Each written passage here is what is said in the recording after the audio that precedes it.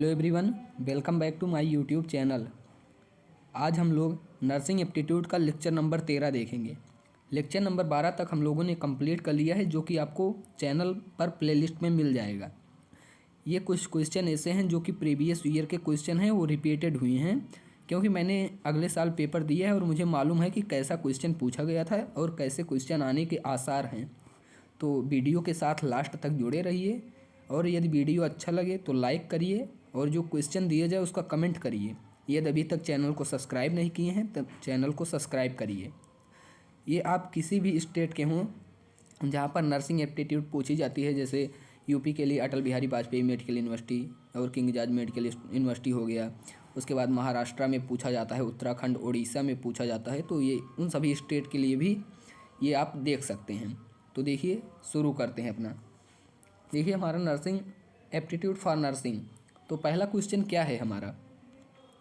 पहला क्वेश्चन है the branch of medicine. Branch पूछ रहा है मेडिसिन की, which deals with the study of the digestive system and it's disorders is. मतलब वह मेडिसिन की कौन सी ब्रांच है जिसके अंतर्गत डील्स किया जाता है study of digestive system. Digestive system की स्टडी की जाती है और इसके डिसऑर्डर्स रोगों की स्टडी की जाती है। तो वह है गैस्ट्रोएंट्रोलॉजी। ये गैस्ट्रोएंट्रोलॉजी डिपार्टमेंट होता है, तो इसी के अंतर्गत किया जाता है। तो अपना पहले का हो जाएगा फर्स्ट का सी हो जाएगा, फर्स्ट का सी हो जाएगा। तो आप लोग सी लगा लीजिए। देखिए अगला क्वेश्चन। अगला क्वेश्चन है which of the following organs is affected in gastro oesophageal reflex disease. जिसको देखिए शॉर्ट फॉर्म में क्या कहते हैं, GERD कहते हैं। तो गैस्ट्रो ओसियोफेगल रिफ्लेक्स डिजीज का हो जाएगा लोअर ओसियोफेगल स्पिंक्चर हो जाएगा, लोअर ओसियोफेगल स्पिंक्चर हो जाएगा। तो इसका बी हो जाएगा। तो आप लोग बी देख लीजिए, इसका बी हो जाएगा, बी हो जाएगा इसका। अब देखिए अगला क्वेश्चन। द की पूछ रहा है the key dietary advice given for the patient with gastro oesophageal reflex disease is. तो वो क्या की है डाइटरी एडवाइस का। डाइटरी मतलब आपको क्या खाना चाहिए, क्या पीना चाहिए, नहीं, ये डाइटरी एडवाइस डाइटिशियन के द्वारा दिया जाता है डाइटरी एडवाइस। तो वो कौन से एडवाइस हैं जो पेशेंट को दिए जाएंगे किस बीमारी में, गैस्ट्रो इसोफेगल रिफ्लेक्स डिजीज में। तो उसको अवॉइड करने के लिए बोला जाएगा। क्या चीज़ें? अवॉइड कैफीन, टोबैको, बियर, उसके बाद milk and carbonated beverages. Carbonated beverages का मतलब आप लोग समझ रहे हैं ना, जैसे अपना कोल्ड ड्रिंक हो गया। आप देखिए कोको कोला का बोतल खोले हों तो उसमें देखिए गैस निकलती है। तो वो कौन सी गैस होती है? वो कार्बन डाइऑक्साइड गैस होती है, जो कि अधिक प्रेशर पर, बहुत उच्च प्रेशर पर उसमें भरी जाती है। तो कार्बोनेटेड बेवरेजेस का मतलब हो गया कि कार्बोनेटेड वाटर हो गया, ये सब चीज़ें आपको नहीं लेना है। अब देखिए अगला क्वेश्चन। अगला क्वेश्चन क्या है? देखिए अगला इंडाइस्पेप्सिया। इंडाइस्पेप्सिया का मतलब होता है अपच। अपच तो आप लोग जानते ही होंगे, जब कभी हम लोग ज़्यादा भोजन कर लेते हैं या किसी कारणवश भोजन पच नहीं पाता है, तो उस कंडीशन में देखिए जो स्टोमच होता है हमारा एसिड सिक्रेट करता है। वो कौन सा एसिड सिक्रेट करता है? HCl, जो कि एक काफ़ी स्ट्रॉन्ग एसिड माना जाता है। तो acid is secreted in the excess in the stomach. तो एसिड का सिक्रीशन स्टोमच में ज़्यादा हो जाता है, तो इसीलिए अपच होता है। तो देखिए अगला question. Which of the following types of laboratories are responsible for blood test. Blood test के लिए बोला है कि किस टाइप की लेबोरेटरीज रिस्पॉन्सिबल होती हैं। तो देखिए वो होती हैं हीमेटोलॉजी लेबोरेटरीज। तो वो हीमेटोलॉजी लेबोरेटरी होती हैं जो ब्लड टेस्ट के लिए रिस्पॉन्सिबल होती हैं। आप सोच रहे होंगे कि मैंने पहले से ही टिक क्यों मारा है। देखिए जैसे जो मैं बता रहा हूँ, करीब क्वेश्चन मुझे आ रहे हैं, करीब करीब क्वेश्चन, और कुछ क्वेश्चन ऐसे हैं जो नहीं आ रहे हैं। मैं इसलिए पहले टिक मार देता हूँ कि अगर मैं चारों ऑप्शन पढ़ के टिक लगवाऊँगा तो काफ़ी टाइम लग जाएगा। मैं ऐसे सोचता हूँ कि आपके टाइम की बचत हो, तो इसीलिए टिक लगाए रहता हूँ। अगर आप लोग कहेंगे तो अगले वीडियो से टिक नहीं लगा रहेगा। देखिए 37 नंबर क्या बोल रहा है? In study of liver is known as, liver के स्टडी को क्या कहते हैं? तो लीवर की स्टडी का कोई नाम होगा ना, जैसे आप सेल की स्टडी करते हैं या कैंसर की स्टडी करते हैं, उसी तरह लीवर की स्टडी का क्या नाम है? हिपैटोलॉजी। हिपैटोलॉजी लीवर की स्टडी से रिलेटेड होता है। उसके बाद देखिए अगला question, the period from disease initiation to disease detection is called, तो उसको क्या कहते हैं? The period from disease initiation to disease detection, तो उसको क्या कहते हैं? Latent period. लैटेंट पीरियड कहते हैं उसको। देखिए अगला क्वेश्चन, अब अगला क्वेश्चन क्या है? व्हाट इज द स्टडी, पूछ रहा है what is the study of all factors that are responsible for the manifestation of a particular disease called, तो क्या हो जाएगा? तो वो हो जाएगा एपिडेमोलॉजी। एपिडेमोलॉजी हो जाएगा। देखिए इसमें पूछ रहा है ना कि what is the study of all factors that are responsible for the manifestation of a particular disease called, तो हो जाएगा एपिडेमोलॉजी। तो अगला देखिए क्वेश्चन, नेफ्रोलॉजी। नेफ्रोलॉजी आप जानते होंगे, नेफ्रोलॉजी डील्स विथ, नेफ्रोलॉजी किससे संबंधित है? देखिए हमारे किडनी जो होती है वो दो किडनी होती है और प्रत्येक किडनी में करीब 10 लाख नेफ्रॉन पाए जाते हैं। प्रत्येक किडनी में करीब 10 लाख नेफ्रॉन पाए जाते हैं। तो नेफ्रोलॉजी पूछा गया है, नेफ्रोलॉजी किडनी से रिलेटेड है। आप लोग ऐसे ही समझ लीजिए, नेफ्रोलॉजी किडनी से रिलेटेड है। अगला क्वेश्चन देखिए, अब पूछ लिया है नेफ्रोलॉजी के बाद न्यूरोलॉजी। मान लीजिए उस जगह आप लगा दीजिए, ये क्वेश्चन मैंने नहीं लगाया है। Neurology is related is study of, neurology किससे की स्टडी है?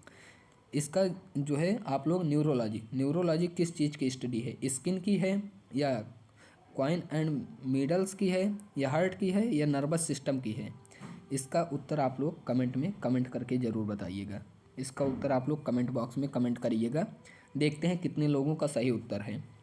जिनका उत्तर सही होगा उनका अगले वीडियो में नाम लिया जाएगा। देखिए अगला क्वेश्चन है, gynaecology is related to women.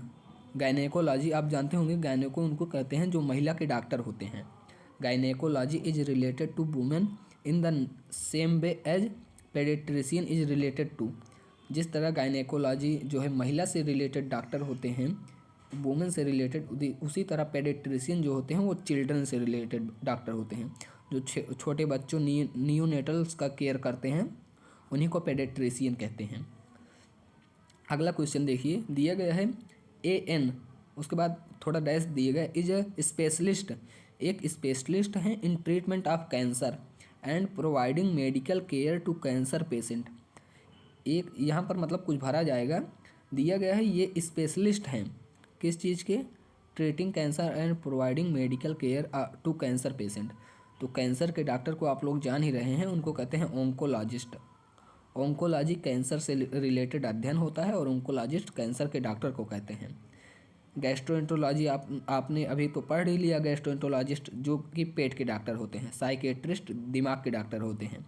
Biologist जो बायोलॉजी से रिलेटेड होते हैं उनको बायोलॉजिस्ट कहते हैं।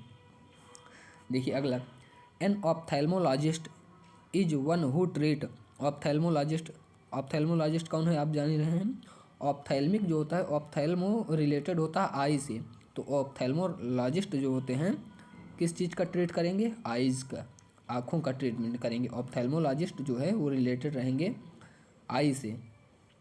इसीलिए देखिए आप एक कोर्स भी होता है OPT, ये जो होता है डिप्लोमा इन ऑप्थेल्मोलॉजिस्ट होता है, 2 ईयर का डिप्लोमा कोर्स होता है। आप लोग नर्सिंग के बाद कर भी सकते हैं इसको। उसके बाद देखिए आर्थोपेडिशियन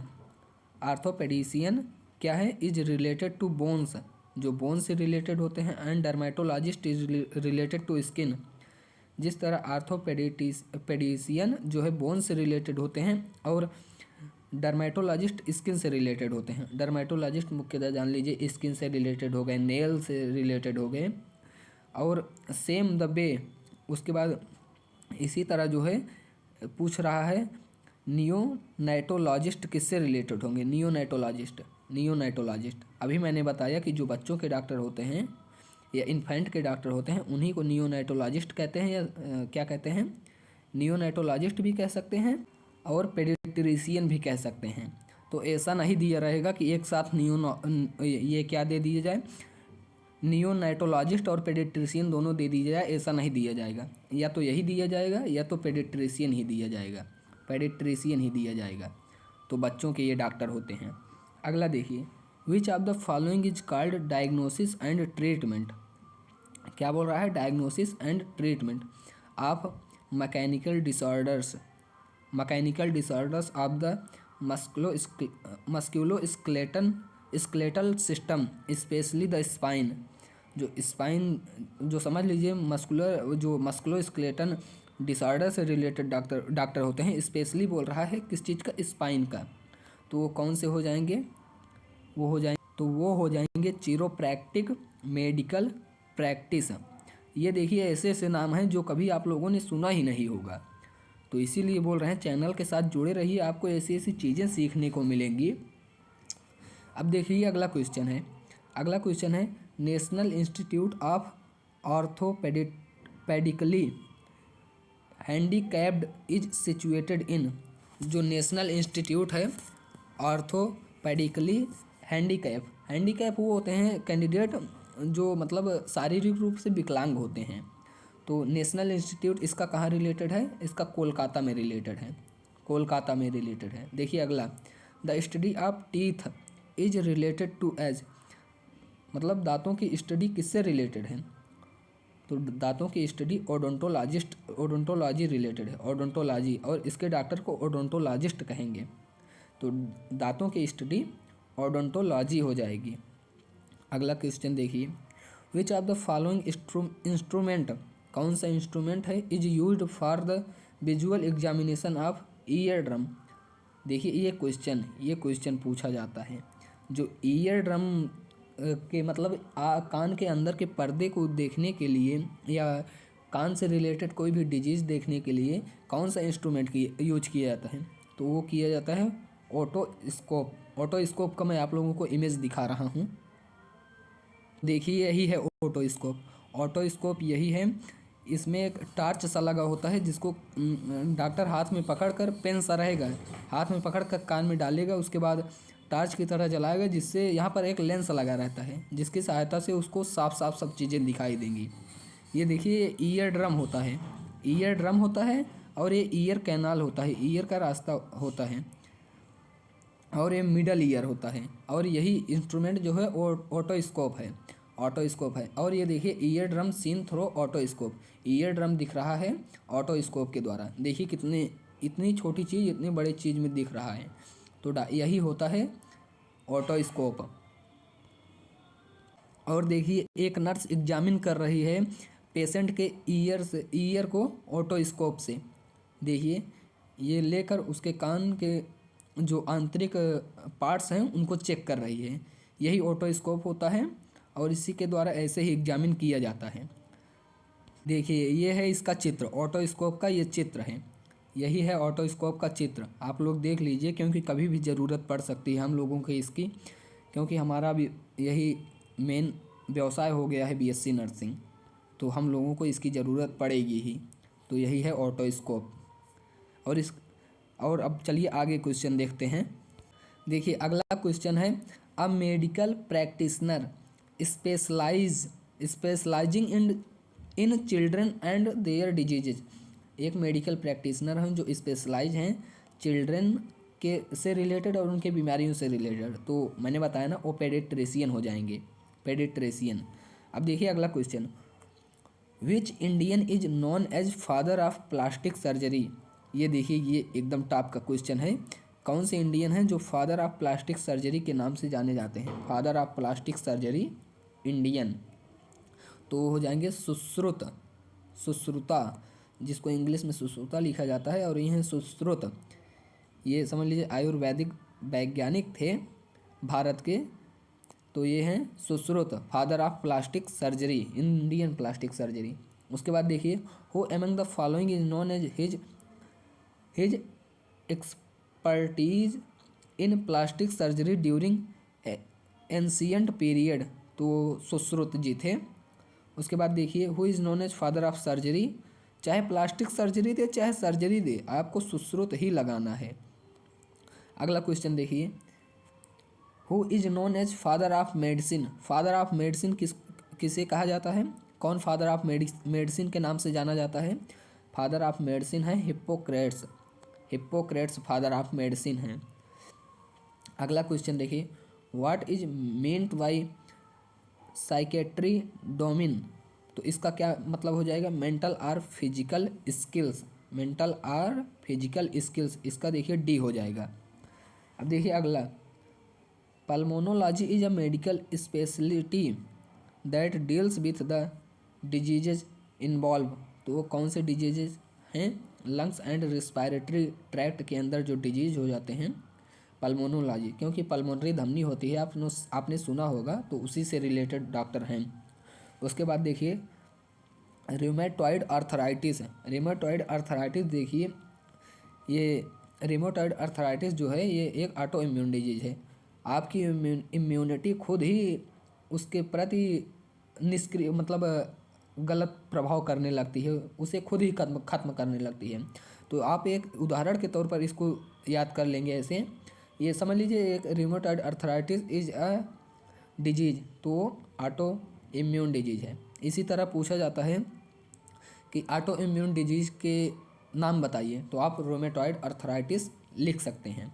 उसके बाद देखिए अगला क्वेश्चन है sleep apnoea, sleep apnoea is a serious sleep disorder is in which people, sleep apnoea is a serious sleep disorder in which people, तो किस व्यक्तियों में होता है, briefly and repeatedly stop breathing during sleep, देखिए briefly and repeatedly stop breathing during sleep, तो इसका C हो जाएगा।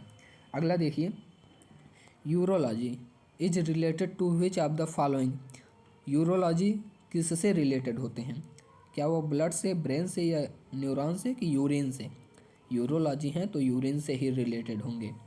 उसके बाद देखिए pesticide fertiliser causes which pollution, जो पेस्टिसाइड फर्टिलाइजर होते हैं वो कौन से पॉल्यूशन उत्पन्न करते हैं, आप समझिए पेस्टिसाइड है फर्टिलाइजर है क्रॉप के ऊपर डाले जाएंगे तो उसके द्वारा वो पत्तियों के माध्यम से ज़मीन में आएंगे, कुछ मात्रा में फल में जाएंगे या अनाज में जाएंगे, जब ये ज़मीन में आएंगे तो ये सॉइल पॉल्यूशन करेंगे, सॉइल पॉल्यूशन मृदा को प्रदूषित करेंगे। अब देखिए अगला question a person with high blood pressure, high BP है उसकी, हाई ब्लड प्रेशर दिया है, should take which of the following food, कौन से फूड उसको लेने चाहिए, ये चीज़ें आप लोग अपने घर में अपने रिलेटेड को भी अपने रिलेटिव को बता सकते हैं जो इससे इस बीमारी से ग्रसित हैं, या किसी को भी यदि आपको जानकारी रहेगी तभी आप बताएंगे। तो क्या ले सकते हैं, होल ग्रेन मतलब खड़े अनाज ले सकते हैं, फ्रूट्स ले सकते हैं, वेजिटेबल्स ले सकते हैं, और लो फैट डेयरी प्रोडक्ट ले सकते हैं जिनकी हाई बीपी है। उसके बाद देखिए अगला question what's should be the normal blood pressure in an adult, जो नॉर्मल ब्लड प्रेशर होता है एक एडल्ट में वो कितना होता है, सिस्टोलिक 120 और डायस्टोलिक 80 होता है, 120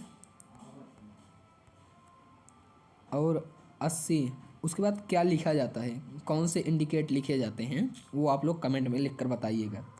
उसके बाद देखिए long standing high blood pressure में रिजल्ट इन, जब कोई ब्लड प्रेशर लंबे समय तक रहता है तो वो हार्ट अटैक का कारण बनता है, आप लोग ये जान लीजिए।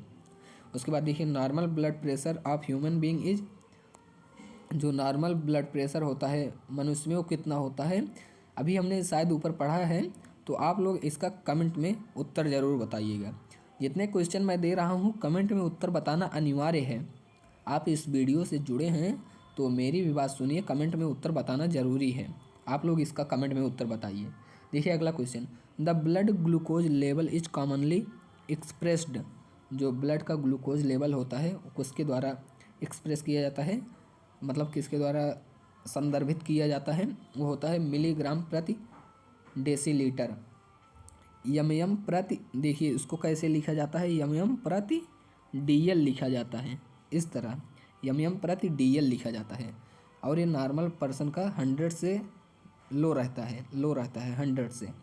उसके बाद देखिए normal level of sugar in the blood, देखिए 80 mg से 100 ml ब्लड हो, मतलब ये देखिए अगला question, the normal level of sugar in the blood is, तो नॉर्मल लेवल क्या है, देखिए दिया गया है 80 mg, 80 mg होना चाहिए 100 ml ब्लड में, 100 ml ब्लड में 80 mg होना चाहिए। वही चीज़ देखिए मैंने कहा ना कि जो 100 mg से नीचे होना चाहिए प्रति 100 ml ब्लड में, तो यही चीज़ें हैं। देखिए अगला, high blood sugar level is controlled by, जब किसी व्यक्ति का शुगर लेवल हाई हो जाता है, ब्लड का शुगर लेवल, तो वो किसके द्वारा कंट्रोल होता है, आपने देखा होगा कि उसको इंसुलिन का इंजेक्शन दिया जाता है। उसके बाद आप लोग ये बताइएगा इंसुलिन जो है अग्न्याशय की, पैनक्रियाज की किस सेल के द्वारा रिलीज होता है। चलिए मैं ही बता दे रहा हूँ, इंसुलिन जो है अग्न्याशय की बीटा सेल्स के द्वारा रिलीज होता है, बीटा सेल्स के द्वारा। और जो अग्न्याशय हो वो समझ लीजिए कि इंडोक्राइन और एक्सोक्राइन दोनों प्रकार की ग्लैंड होती है, इसीलिए अग्न्याशय को मिक्स्ड ग्लैंड कहते हैं, मिक्स्ड ग्लैंड कहते हैं। तो अगला देखिए, which hormone regulate blood sugar level, तो कौन सा हार्मोन ब्लड शुगर लेवल को रेगुलेट करता है, तो अभी हमने देखा इंसुलिन। उसके बाद अगला देखिए, अब fasting blood sugar level, fasting blood sugar level mg/dl is considered pre diabetes, तो होगा 100 से 125। ये फास्टिंग, देखिए फास्टिंग दिया है, fasting blood sugar level, normally नहीं पूछा है, तो ये भी नोट करिएगा। उसके बाद देखिए, the most common type of stone that occurs in nephrolithiasis, nephrolithiasis, तो वो क्या है, most common type of stone, तो वो हो जाएगा कैल्शियम स्टोन्स, कैल्शियम स्टोन्स हो जाएगा। उसके बाद देखिए, most kidney stones are composed of, जो मोस्ट किडनी स्टोन्स होते हैं वो किस में कंपोज्ड होते हैं, वो कैल्शियम ऑक्सलेट में, कैल्शियम ऑक्सलेट में कंपोज्ड होते हैं। अगला देखिए, अगला दिया गया है, osteoporosis is a disease caused by the deficiency of which of the vitamin, osteoporosis एक डिजीज होता है, वो किस विटामिन की कमी से होता है, तो vitamin A, vitamin B, vitamin K, तो वो होता है विटामिन डी की कमी से, विटामिन डी की कमी से होता है ऑस्टियोपोरोसिस, एक डिजीज है, तो ये देख लीजिएगा। अगला क्वेश्चन है, tobacco smoke is injurious to health because it contains, जो टोबैको होते हैं या स्मोक जो लोग करते हैं वो इंजरस होते हैं स्वास्थ्य के लिए, क्यों, क्योंकि वो कार्बन मोनोऑक्साइड रिलीज करते हैं, निकोटीन होता है, पॉलीसाइक्लिन एरोमेटिक हाइड्रोकार्बन होते हैं, तो इसीलिए ये देखिए हार्मफुल होते हैं, तो इसका आलाप एबव हो जाएगा।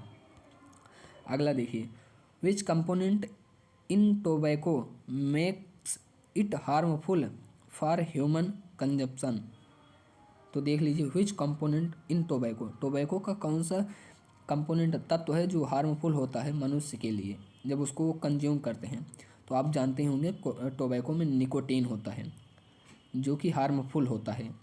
अगला देखिए, the primary reason that smoking cigarette is bad, primary reason क्या है जिसके लिए कहा जाता है कि स्मोकिंग सिगरेट इज बैड, मतलब सिगरेट पीना गलत है।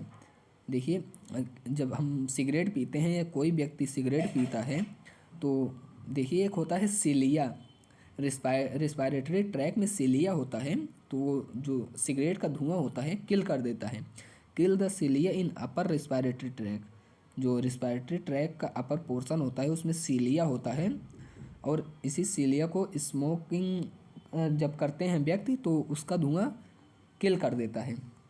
अगला देखिए, tobacco addition is due to, tobacco addiction is due to, तो इसका आप लोग बताइए, अभी इसका हम लोगों ने ऊपर पढ़ा तो कि कौन सा पदार्थ जो है टोबैको में पाया जाता है जो स्वास्थ्य के लिए हानिकारक होता है, अभी हम लोगों ने पढ़ा है, तो इसका उत्तर आप लोग कमेंट में बताइएगा।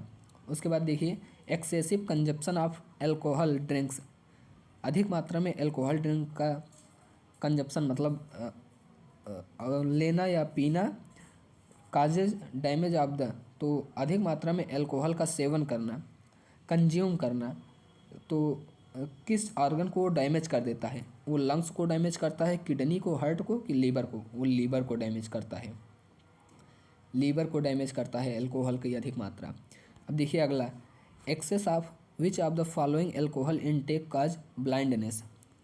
ब्लाइंडनेस, कौन सा अल्कोहल की अधिक मात्रा ब्लाइंडनेस का कारण होती है? वो मेथिल अल्कोहल होती है। मेथिल अल्कोहल, मैं मेथिल अल्कोहल का फार्मूला आप लोगों को बता दूं। मेथिल अल्कोहल का फार्मूला होता है CH3OH। मेथिल अल्कोहल का यही फार्मूला होता है। अब एथिल अल्कोहल का जो फार्मूला होता है ये CH3CH2OH होता है, एथिल अल्कोहल का फार्मूला। तो ये चीज़ें हैं, देख लीजिए आप लोग। अब देखिए अगला, अगला क्या है? Which of the following eye disease is related to near sightedness. तो वो कौन सा है? देखिए, which of the following eye disease is related to near sightedness, तो हो जाएगा मायोपिया। मायोपिया जिसको निकट दृष्टि दोष कहते हैं। और हाइपरमेट्रोपिया कब हो जाएगा? जब दूर दृष्टि दोष हो जाएगा। तो हिंदी में आप लोग थोड़ा जान लीजिए, जैसे हिंदी में बताया गया था हम लोगों को, मायोपिया, हाइपरमेट्रोपिया। निकट दृष्टि दोष में मायोपिया और दूर दृष्टि दोष में हाइपरमेट्रोपिया। तो इसका हो जाएगा सी, हो जाएगा इसका सी हो जाएगा। अब देखिए अगला, अगला है which of the following eye disorder is known as lazy eye, आलसी आँख। Which of the following disorder is known as lazy eye, तो वो कौन सा डिसऑर्डर है? एम्ब्लायोपिया। एम्ब्लायोपिया एक डिसऑर्डर है जिसको लेजी आई के नाम से जाना जाता है, डिसऑर्डर के नाम से, एम्ब्लायोपिया। उसके बाद देखिए अगला क्वेश्चन क्या है? अगला क्वेश्चन है in which medical condition in the eye optic nerve damage and condition worsens over time, तो हो जाएगा ग्लाउकोमा। ग्लाउकोमा एक कंडीशन है, तो यही हो जाएगा। अगला देखिए, अगला क्वेश्चन, तो which of the following disease damage the eye optic nerve. देखिए, which of the following disease damage the eye optic nerve and result in vision loss and blindness and occur when the normal fluid pressure inside the eye slowly rises. तो अभी हम लोगों ने देखा ना कि वो ग्लाउकोमा है। ग्लाउकोमा, ये देखिए बोला जा रहा है कि इसमें से कौन सी बीमारी है जिसमें डिजीज डैमेज कर देता है आँख के ऑप्टिक नर्व को, और रिजल्ट क्या होता है? अंधापन या देखने में कमी। तो यही सब है, ग्लाउकोमा के अंतर्गत होता है। अगला देखिए, many eye related disease are caused mainly due to the deficiency of. Many eye disease, बहुत से आई डिजीज जो हैं caused mainly due to deficiency of, किसकी कमी से होते हैं? तो आप लोग जानते हैं आँख के लिए जो इम्पॉर्टेंट विटामिन है वो है विटामिन ए। बहुत से जो बीमारी हैं आँख के, वो विटामिन ए की कमी से होती हैं। इसीलिए विटामिन ए जो है, ये विटामिन ए मुख्यतः किस सोर्स में पाया जाता है? पत्तेदार सब्जी में हो गया, समझ लीजिए हरी सब्जियों में, उसके बाद अनाज में, खड़े अनाज में हो गया, तो इसी तरह है। और विटामिन ए का जो रासायनिक नाम है, केमिकल नेम है, उसको आप लोगों को कमेंट में कमेंट करके ज़रूर बताना है। और विटामिन ए किस चीज़ से प्राप्त किया जाता है अधिक मात्रा में, एक्सेस अमाउंट में, वो भी आप लोगों को कमेंट करना है। उसके बाद देखिए, uveitis disease is related to which part of the human body, तो वो आई से रिलेटेड है। यूवेटिस डिजीज आई से रिलेटेड है। उसके बाद देखिए, cataract is a disease that affects the. Cataract एक डिजीज है जो बॉडी के किस पार्ट को अफेक्ट करती है? इसका आप लोग बताइए, हार्ट को अफेक्ट करती है कि आइज़ को, कि ईयर को, कि लंग्स को? कैटरैक्ट जो है ये आई को अफेक्ट करती है, कैटरैक्ट आई को अफेक्ट करती है। उसके बाद देखिए अगला क्वेश्चन, अगला क्वेश्चन है एक कंडीशन है the of the inner ear characterised by episodic vertigo, tinnitus and sense tinnitus and sensory neural hearing loss is refers to as. तो वो क्या हो जाएगा? देखिए वो हो जाएगा मेनायर्स डिजीज, मेनायर्स डिजीज हो जाएगा। देखिए इसका हो जाएगा सी, हो जाएगा 86 का सी हो जाएगा। अब अगला देखिए, which of the following is in unexpected finding during an otoscopic examination of the ear. अभी हम लोगों ने ऑटोस्कोप का चित्र देखा। तो which of the following is an unexpected finding during an otoscopic examination of the ear. तो क्या हो जाएगा, ब्लैक क्या हो जाएगा, देखिए पहला तो नहीं होगा, देखिए जो लगा है इसका सही उत्तर वो मैंने टिक कर दिया है, इसका हो जाएगा ब्लैक क्रूमैन ऑक्लूडिंग द, तो इसका हो जाएगा black cerumen occluding the tympanic membrane. तो देखिए अगला question, which one of the following is also known as swimmer's ear. Swimmer's ear, देखिए स्विमर्स ईयर किसको स्विमर्स ईयर के नाम से जाना जाता है, वो है ओटाइटिस एक्सटर्ना। ओटाइटिस एक्सटर्ना को स्विमर्स ईयर के नाम से जाना जाता है, ये आप लोग नोट कर लीजिएगा। देखिए अगला क्वेश्चन, ये लास्ट क्वेश्चन है हमारा, उसके बाद कुछ और मेन चीज़ें हैं जो हम लोग देखेंगे। देखिए हैं देखिए कौन सा है, accumulation of endolymph causing distension and increased pressure within the membranous labyrinth with in destruction of sensory cells in the ampulla and